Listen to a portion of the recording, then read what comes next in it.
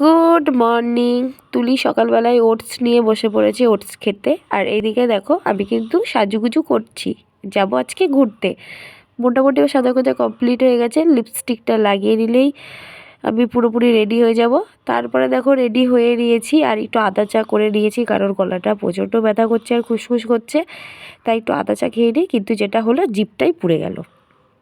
তারপরে দেখো রেডি সেডি হয়ে নিয়ে বেরিয়ে পড়েছি।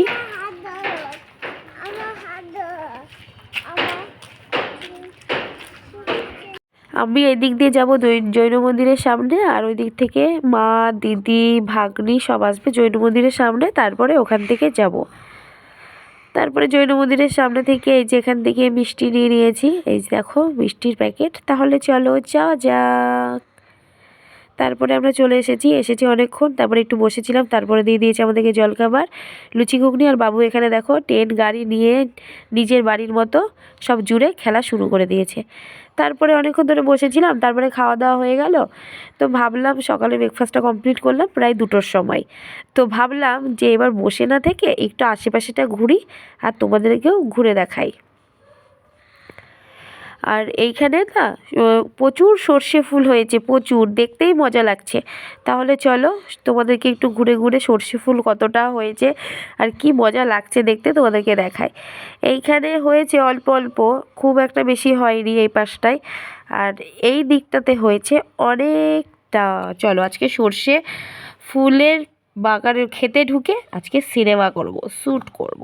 তাহলে চলো। না রাগো, মজা করে বললাম, সর্ষে ফুলগুলো দেখে এতটাই ভালো লাগছে তাই একটু বলে দিলাম মজা করে যে শ্যুট করবার। এখানে সব লাগিয়েছে ছোলার শাক। এবার চলে এসেছি, মানে এখানে ভগীরথ নদী আছে, সেই নদীটার সামনাসামনি লাগিয়েছে ছোলার শাকগুলো। আর দেখো নদীটার জল দেখো টল টল করছে। এটা যদি গরমকাল হতো না মনে হতো একটু স্নান করে নিই, অনেকেই স্নান করছে। আর পাশেই একদম পাশেই রয়েছে সর্ষে ফুলের ক্ষেত, কি মজা লাগছে না।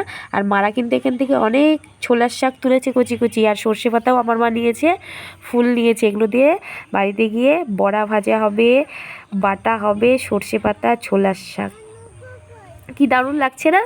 তারপরে নিজে কতগুলো ভাবলাম রিলস বানাবো আর একটু ছবিও তুলবো। তাহলে চলো এখানে আমি ভিডিওটা শেষ করলাম, আর বেশি দূর টেনে টুনে বাড়ালাম না।